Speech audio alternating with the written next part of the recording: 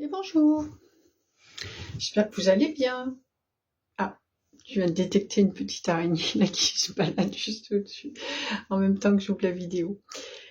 Alors, aujourd'hui, on va parler du livre dont j'ai déjà parlé, qu'on a écrit, enfin que j'ai écrit avec Michael à mes côtés. C'est plutôt ça c'est plus juste et c'est justement le point sur lequel on veut appuyer là.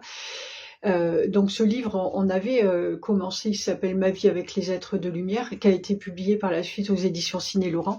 Je pense qu'on peut encore le trouver sur Amazon, mais pour l'instant, il est plus. La maison d'édition a fait faillite, donc il est plus en cours de fabrication, quoi, si on va dire ça comme ça. Et je suis dessus pour le republier autrement. Enfin bref, donc on avait commencé au printemps et Michael m'y tenait à peu près une demi-heure par jour pour vraiment que j'oublie pas que je suis en train de faire ça au milieu de toutes les activités que j'avais. C'est surtout de la fatigue. Et puis on l'a vraiment, on s'y est vraiment mis dessus. Donc pendant les quelques semaines où j'ai été en arrêt maladie et où je pouvais pas sortir en fait, et ça a été vraiment la priorité. Donc je passais des fois, j'ai passé jusqu'à 12 heures par jour à écrire. Au passage, je me suis vraiment rendu compte à quel point le mental nous consommait de l'énergie et nous fatiguait, parce que quand là du coup j'étais dans l'écriture, que dans l'écriture, et il y avait rien qui venait me parasiter en fait.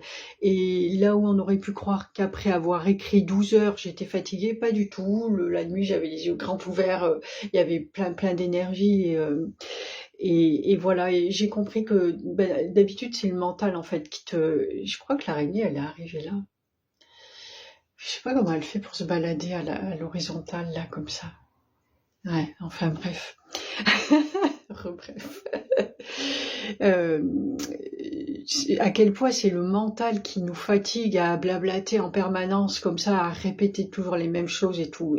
Bon, on le sait, mais c'est pas facile à s'en dépêtrer, mais on y arrive petit à petit et à force de s'entraîner et de persévérer. En tous les cas, c'est vraiment épuisant. Et là, du coup, on a fait ça, on a écrit le livre. Alors, l'écriture du livre, c'est pas un livre canalisé.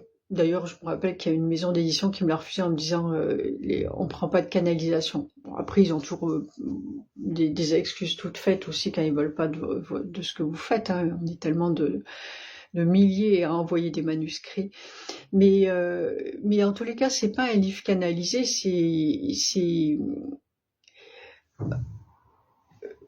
on dira plutôt coécrit en fait. Pas canalisé dans le sens, c'est canalisé. De toute façon, nous, on est un canal, et même derrière le livre, c'est vrai que je m'étais faite aider de Gabriel, et pour le coup, là, vraiment, c'était. Et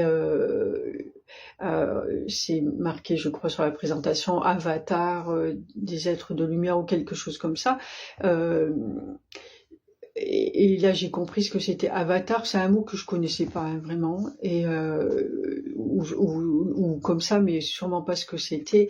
Et là, j'ai compris en fait. Donc là, c'est eux qui me l'ont mis, et c'est ça. On est un avatar. Notre corps est un avatar en fait de même pas d'autre de l'être que nous sommes dans l'entièreté.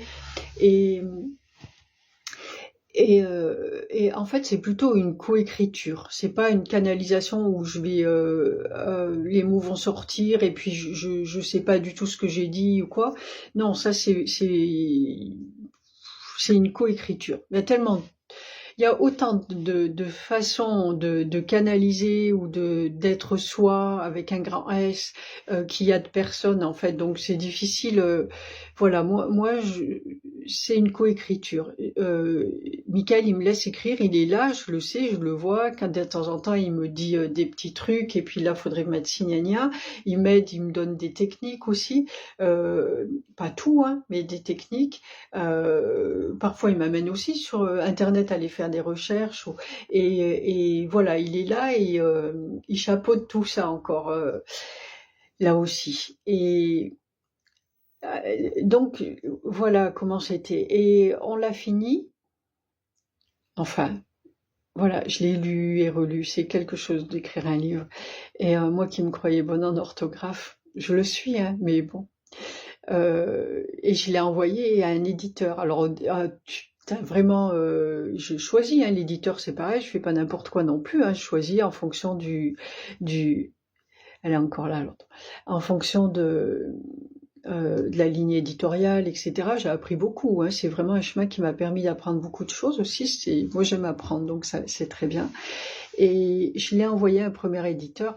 Ah, j'ai adoré ce qu'ils marquent, leur présentation et tout. J'aurais adoré travailler avec. Moi, je m'y voyais déjà. Et oh la claque, pas du tout. Bon, ben premier refus. Premier refus. Et puis je l'ai envoyé vraiment directement. Je l'avais lu et relu.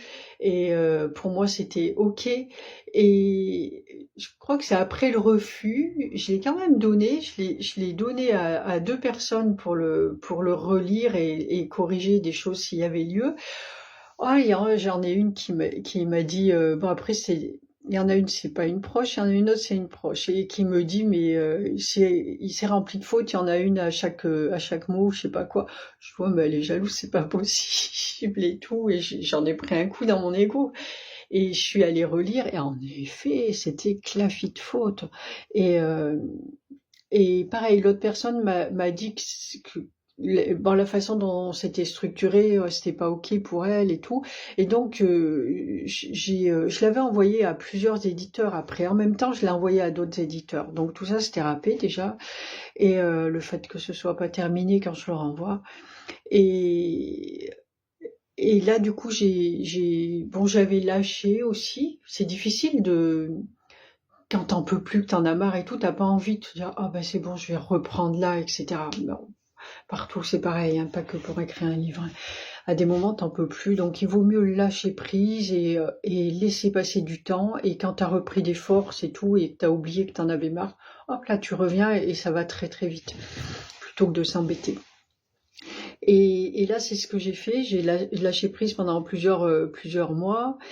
J'ai tout après j'ai refait, j'ai tout restructuré le livre et tout, je l'ai corrigé et j'ai laissé. Et Michael m'avait dit pareil à un moment, et lui il m'avait dit laisse, je m'en occupe. Pour l'éditeur, il m'avait dit laisse, je m'en occupe. OK. Donc moi j'ai laissé, ça m'arrangeait bien en fait parce que j'en pouvais plus. Et puis un jour il me dit c'est OK. Non, ouais, un jour j'ouvre internet. J'avais l'impression de les avoir tous faits, les éditeurs. Et j'ouvre Internet et je tombe sur un truc comme ça, par hasard, sur un éditeur. Et Michael, il me dit, c'est OK, c'est celui-là. OK, bon, ben, j'envoie le manuscrit. Et je voulais être édité à compte d'éditeur, c'est-à-dire que moi, je paye pas. C'est les éditeurs qui prennent tout en charge. Et j'envoie le manuscrit, et quelques semaines après, je reçois un appel et tout, vous voulez toujours être édité? Ben ouais. Et en fait, là, ça a été quelque chose aussi. Le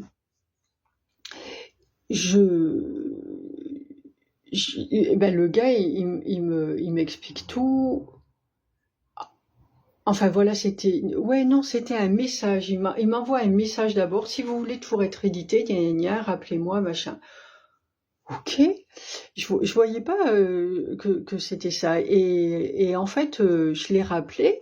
Et oui, c'était le directeur de la maison d'édition qui était enchanté, qui voulait publier mon livre, machin.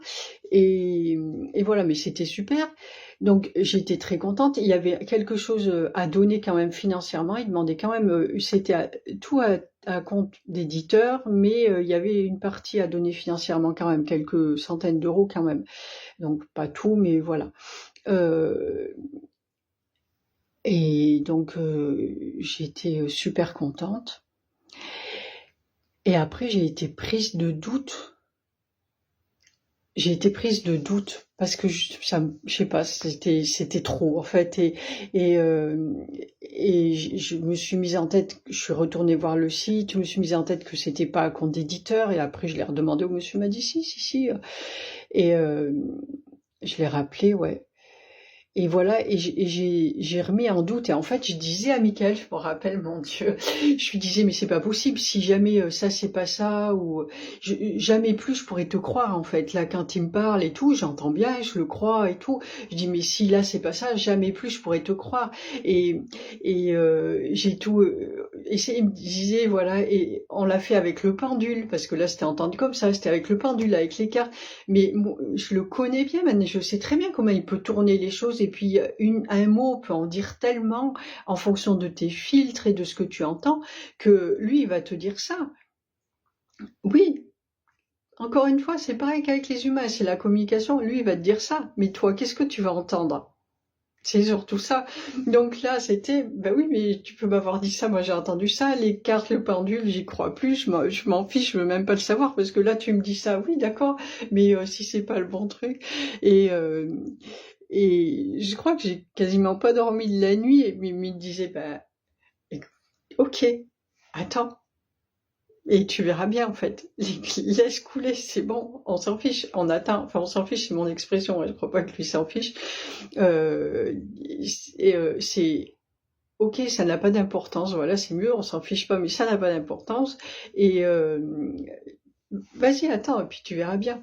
Et ok, j'ai lâché prise et j'ai attendu. Et en effet, bon ben voilà, j'ai publié le livre. J'ai vécu une aventure magnifique pendant jusqu'au confinement. En fait, après ça fait un peu flop, ça tout a changé. Mais là voilà, c'était une très belle aventure. Et moi, j'ai appris plein de choses, j'ai fait plein de dédicaces de partout, j'ai fait des conférences et vraiment c'était chouette. Et ce qui est important aussi, c'est ça, c'est cet aspect-là. Moi, je pourrais pas faire autrement de toute façon. J'aime bien savoir ce que je fais, pourquoi, j'aime apprendre, et voilà. Et en fait, les archanges avec moi, euh, ils me font pas faire des trucs, ben ils pourraient pas de toute façon avec mon caractère, mais voilà, c'est que ils m'emmènent aussi dans mes erreurs. Là, dans tout ce que je fais, on reparlera d'autres choses après. Michael, il m'emmène au bout de mes erreurs aussi. Il est à côté, il m'aide, il m'ouvre beaucoup de portes, toutes les portes même. Je sais bien que j'ai des tapis rouges qui me sont déroulés devant, mais j'ai quand même mon expérience à faire. Et il me laisse faire mes expériences. Il me protège quand même, mais il me laisse faire mes expériences. Et alors, je me plante, je recommence, j'apprends, j'avance, mais il me donne pas tout comme ça. Tiens, c'est pas tout cuit dans ton bec, parce que il y a des personnes qui ont pensé ça aussi et qui le pensent sûrement que comme c'est un archange, bah hop là, pour moi tout est plus facile. Non, tout n'est pas plus facile. Bon, on me l'a dit, hein, même avant eux d'ailleurs. Pour toi, tout est plus facile. Non, c'est pas plus facile pour moi. C'est comme pour tout le monde. C'est très difficile. Mais voilà, je me donne la peine et j'évite de trop pleurnicher sur mon sort. Voilà, mais ça n'est pas plus facile pour moi que pour quelqu'un d'autre. C'est pas et c'est pareil pour tous les gens qui réussissent quelque chose. C'est pas plus facile pour eux. C'est qu'ils y vont, ils se donnent la peine et ils continuent et encore et encore. Mais c'est pas plus facile pour personne. C'est pas vrai. Et là, ça, moi, c'est un truc que j'ai décidé de ne plus entendre, en fait, de qui que ce soit. Pour toi, c'est facile. Non.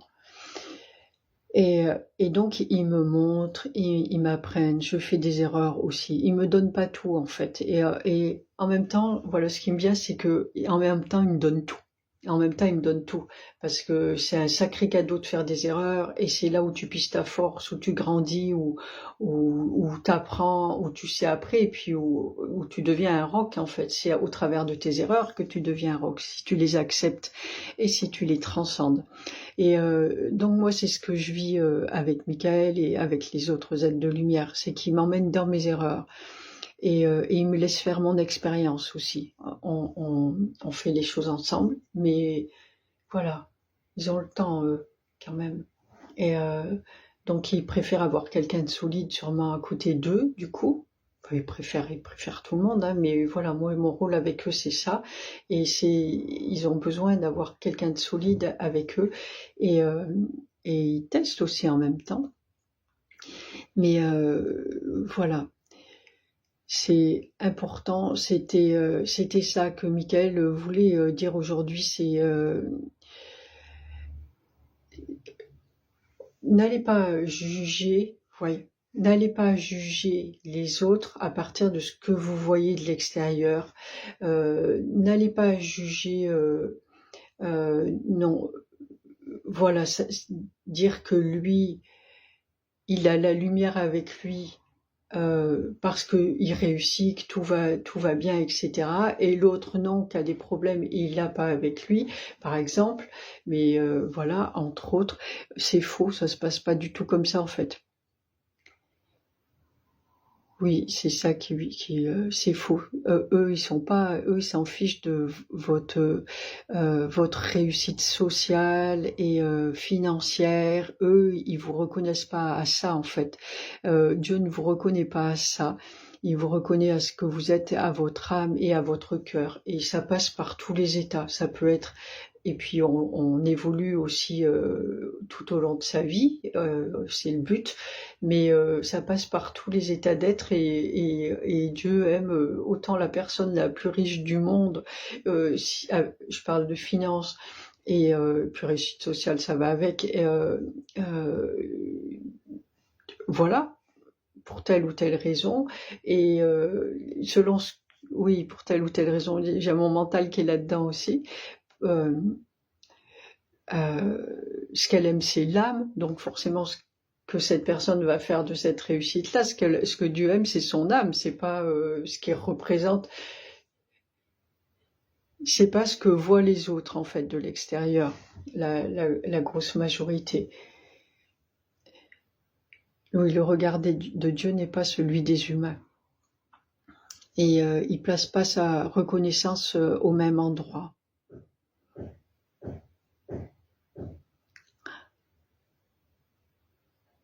Et si vous souhaitez être vrai et être dans le juste, adoptez le regard de Dieu quand vous regardez les autres. Voyez-les au lieu de les regarder et au lieu de les envier aussi. Voyez les autres avec le regard de Dieu, avec les yeux de Dieu. Demandez à Dieu de vous prêter son regard quand vous rencontrez l'autre, quand vous observez l'autre, ou quand vous vous sentez, vous voyez juger l'autre. Demandez à Dieu de vous prêter ses yeux pour le regarder et pour voir la vérité.